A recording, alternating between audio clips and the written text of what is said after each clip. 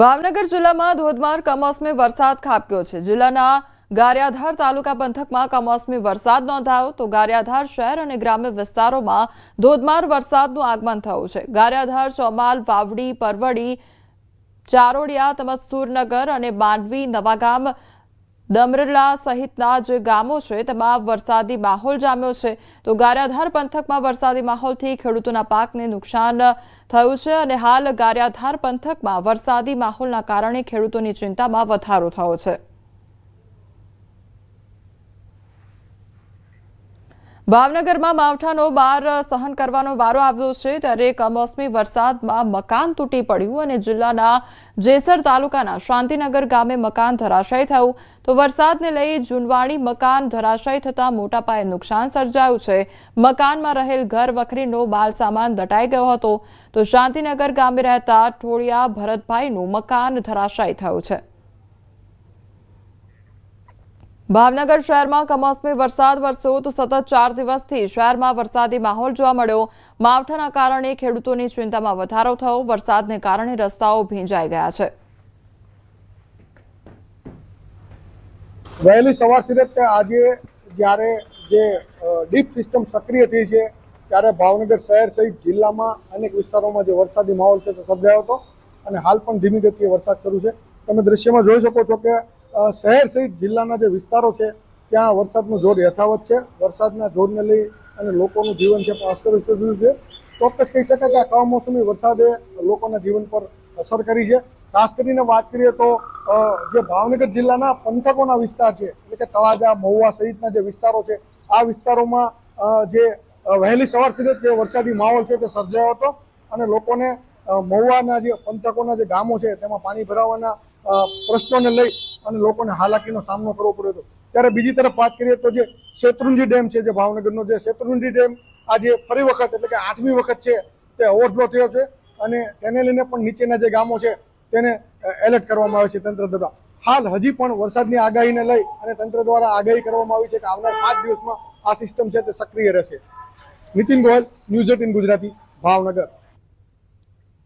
આગળ વાત કરીશું કમોસમી વરસાદથી ખેડૂતો પરેશાન તરાવે છે।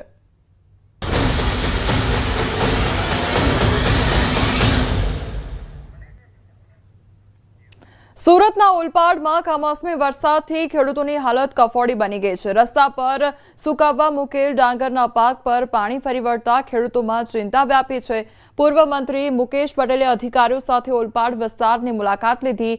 ખેતર સાથે સુકાવવા મૂકેલ ડાંગરનું પણ સર્વે કરાવવામાં આવશે અને વહેલી તકે વળતર ચૂકવવા ખેડૂતોએ રજૂઆત પણ કરી છે।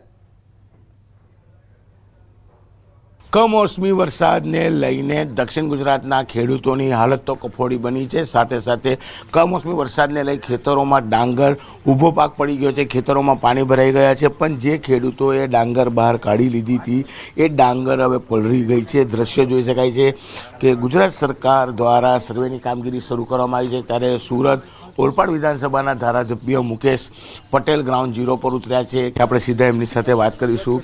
મુકેશભાઈ, ખેતરોના સર્વે થઈ રહ્યા છે, સાથે હવે આ સર્વેની કામગીરી બી શરૂ કરી છે કારણ કે એટલા માટે કે જે ખેતરમાં જે ડાંગર કાપે પછી એને 1-2 દિવસ સુકાવવાનું હોય છે જે ભેજવાળું હોય તો એ સુકાવવા માટે લોકોએ જે ડાંગર આવા જે રસ્તાઓ છે કે આવી સોસાયટીમાં નાખ્યું હતું પણ એના જગ્યાએ વરસાદના કારણે તમે જુઓ છો કે આ ડાંગર જે છે ડાંગરની અંદર તમે આજે એ ફણગા નીકળી ગયા છે, એમાં કશું કામ નથી આવવાનું।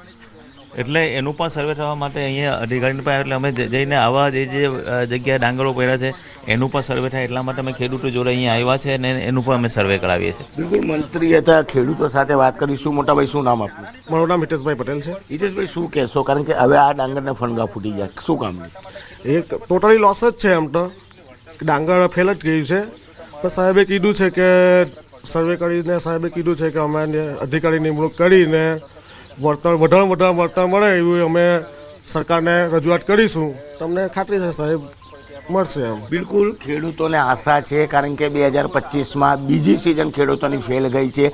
કેમેરામેન જીગર ગૂગલ સાથે કીર્તેશ પટેલ, ન્યૂઝ 18 ગુજરાતી, ઓલપાડ।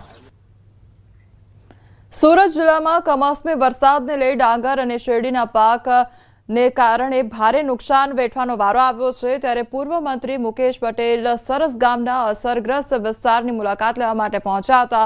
ખેડૂતો સાથે નુકસાન અંગે ચર્ચા પણ કરવામાં આવી હતી. પૂર્વ મંત્રીએ વહેલી તકે વળતર ચૂકવાશે તેવું ખેડૂતોને આશ્વાસન આપ્યું છે. કમોસમી વરસાદને લઈને દક્ષિણ ગુજરાતમાં ડાંગરના પાકને મોટા પ્રમાણમાં નુકસાન છે. દ્રશ્ય જોઈ શકાય છે, ખેતરોમાં પાણી ભરાયેલા છે. ઊભી ડાંગર છે 2025માં બીજી સિઝન ખેડૂતોની ફેલ ગઈ છે, ત્યારે હવે ગુજરાત સરકાર દ્વારા સર્વેની કામગીરી શરૂ કરવામાં આવી છે. જોઈ શકાય છે ખેતરમાં ડાંગર છે, પાણી ભરાયેલા છે અને આ વિસ્તારના ધારાસભ્ય અને મંત્રી રહી ચૂકેલા મુકેશ પટેલ ગામડા વિસ્તારોમાં સર્વેની ટીમો સાથે નીકળ્યા છે.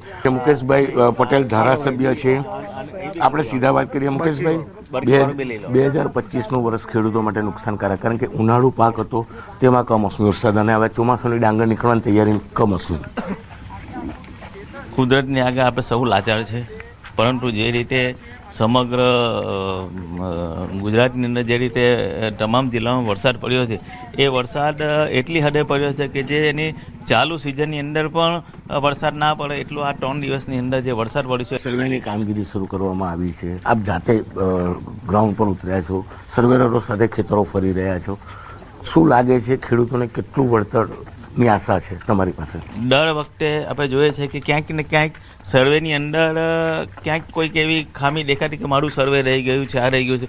તો ગઈકાલે જ મેં સુરત સર્કિટ હાઉસ ખાતે મારા તમામ અધિકારીશ્રીઓ, તમામ ખેતી વિભાગના અધિકારીશ્રીઓ અને મિટિંગ કરી હતી અને ખાસ કરીને પહેલીવાર જે સહકારી સંસ્થા છે એ સહકારી સંસ્થાના જે પ્રમુખો છે એ લોકોને કે તમારા ગામનો એક પ્રતિનિધિ અમને આપો. એને એ લોકો પ્રતિનિધિ નામ પણ આપી દે. કાલે એને ટ્રેનિંગ પણ આપવામાં આવશે અને એ પણ અમારા જે ગ્રામ સેવક છે એ લોકો સાથે રહેશે, જેથી મારા કોઈ ખેડૂતને એવું ના થાય કે મારું સર્વે કરવામાં રહી ગયું છે.